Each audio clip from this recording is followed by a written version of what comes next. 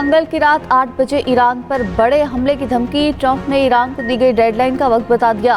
कहा, आबनाए हुर्मुज़ ना खोली तो ईरान के बिजली घर और पुलों को निशाना बनाया जाएगा। अमरीकी सदर का आज फौजी क़यादत के साथ न्यूज़ कॉन्फ्रेंस करने का ऐलान।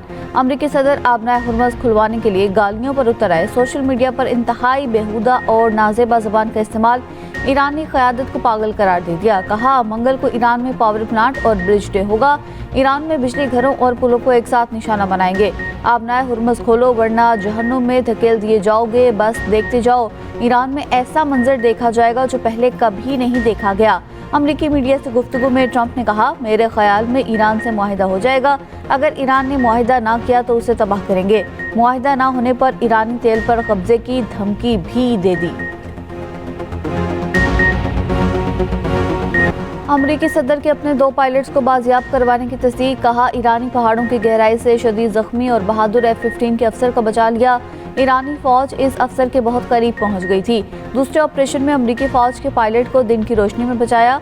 हमने ईरान के ऊपर 7 घंटे गुजारे, ये गैर मामूली बात है। अमरीकी फौज ने तारीख के जुर्रतमंदाना ऑपरेशन से एक ऑपरेशन किया। सब ने बहादुरी और महारत का हैरत अंगेज मुजाहरा किया। अमरीकी तारीख में पहली बार 2 पायलट्स को दुश्मन की सफ़ों से अलग अलग बचाया गया। ईरान का ख्याल है हम जंग दरमियान में छोड़ जाएंगे, हम वहां से नहीं जाएंगे।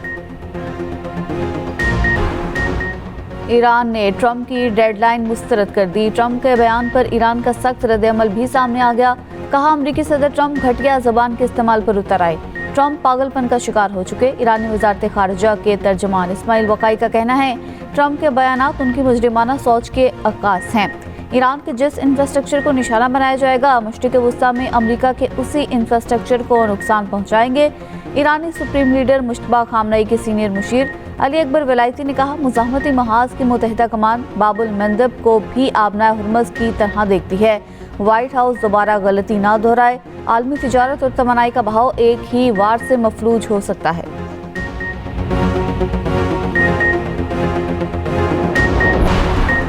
आबनाए हुर्मुज़ अमरीका और इसराइल के लिए साबका हालत में कभी वापस नहीं आएगी। ईरानी पासदाराने इनकलाब ने वाज़ेह कर दिया। ईरान के खातिमुल अंबिया मरकजी हेडक्वार्टर के तर्जुमान इब्राहिम जुल्फ़िकारी ने कहा, मुसीबत में घिरे अमरीकी सदर और हारी हुई अमरीकी फ़ौज की बेइज्जती महज बातों से ठीक नहीं होगी। प्रोपेगेंडा अमरीका को ईरान से मिलने वाली शिकस्त की रुसवाई मिटा नहीं सकता।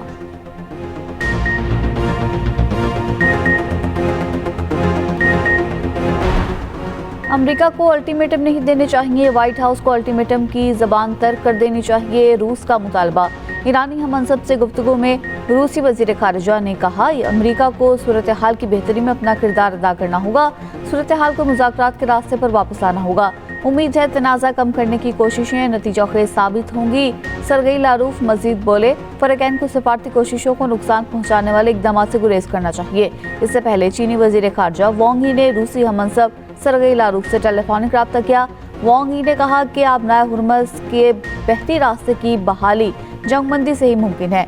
उधर नायब वज़ीर आज़म इसहाक़ डार का सऊदी वज़ीर ख़ारिजा से टेलीफोनिक रब्ता बाहिमी दिलचस्पी के उमूर ज़ेर बहस आए। ट्रंप की धमकियां, तेल की कीमत को आग लग गई। आलमी मंडी में खाम तेल की कीमतों में मजीद इजाफा। ब्रेंट खाम तेल की कीमत में 2.2% इजाफा। नई कीमत $111.43 फी बैरल तक जा पहुंची। WTI खाम तेल भी 2.7% महंगा हो गया। फी बैरल कीमत $114.57 तक आ गई। यूरोप में डीजल 2022 के बाद $200 फी बैरल से तजावुज़ कर गया।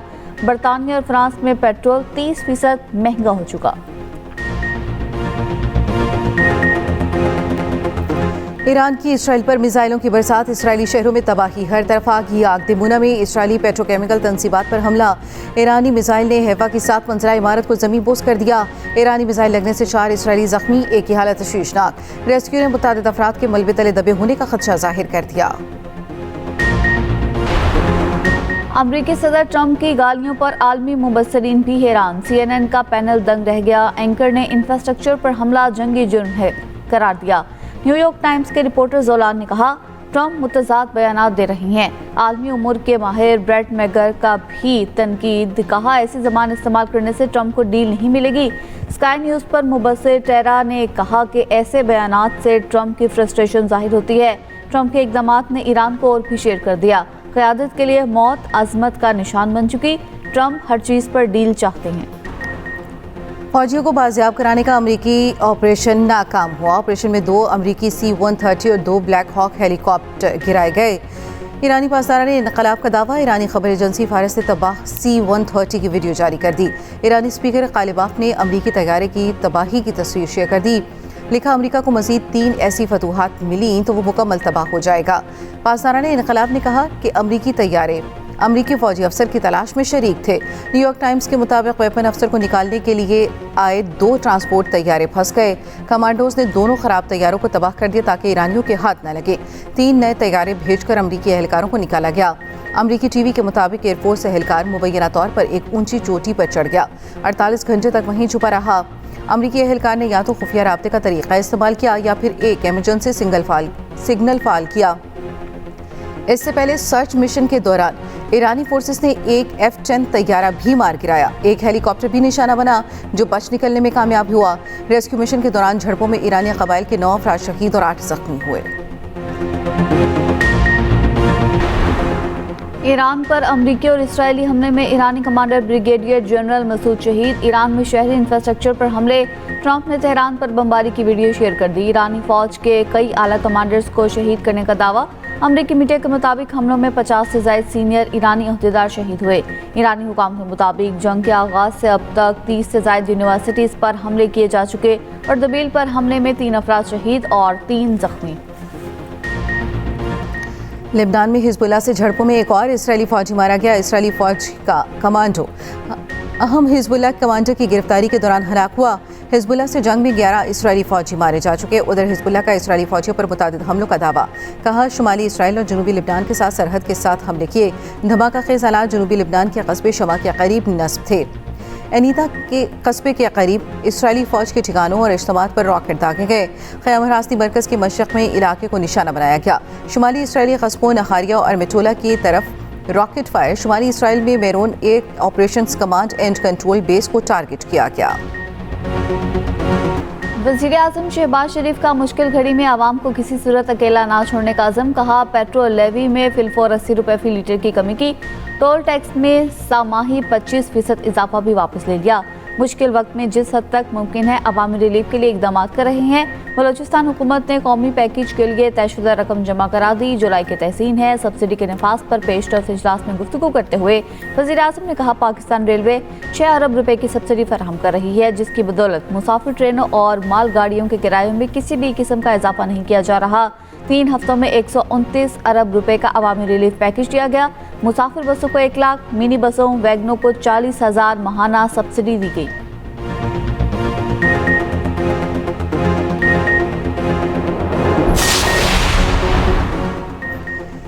खैबर पख्तूनख्वा में एनर्जी इमरजेंसी नाफिज। गैर ज़रूरी बिजली के इस्तेमाल को कम करने के लिए नई पाबंदियाँ नाफिज। हुकूमती एलामिया के मुताबिक पेशावर में तमाम बाजार, शॉपिंग प्लाजे और मार्केटें रात 9 बजे बंद होंगी। दीगर इस्लामी मार्केटों का टाइम सिर्फ रात 8 बजे तक होगा। तमाम रेस्टोरेंट्स, कैफ़े और होटल्स रात 10 बजे तक बंद होंगे। शादी हॉल्स और दीगर तकरीबात भी रात 10 बजे तक ख़त्म करना होंगी। खैबर पख्तूनख्वा हुकूमत ने पेट्रोल सब्सिडी के लिए एहसास फ्यूल सपोर्ट स्कीम का आगाज़ कर दिया। रजिस्टर सार्फिन को 2000 रुपये माहाना फ्यूल सपोर्ट दी जाएगी। रजिस्ट्रेशन का अमल आज से शुरू होगा। मोटरसाइकिल और रिक्शा दरखास्त दहिंदा के नाम पर रजिस्टर होना लाजिम। गैर रजिस्टर्ड या दूसरे के नाम पर मोटरसाइकिल अहल नहीं होगी।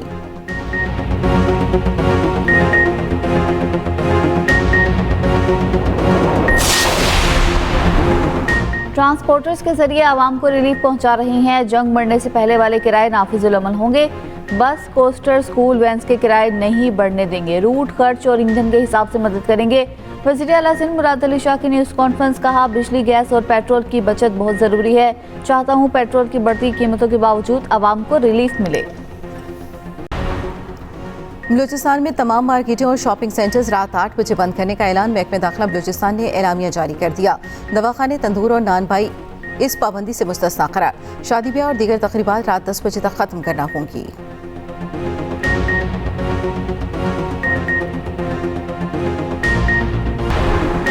कराची में मैट्रिक के इम्तहानात 7 अप्रैल के बजाय 10 अप्रैल को होंगे। Chairman matric board Ghulam Hussain सहू का कहना है, इम्तहानी निज़ाम से मुतालिक सॉफ्टवेयर में कुछ तकनीकी मसाइल दरपेश थे। तलबा के वसीतर मफाद में अहम फैसला किया गया।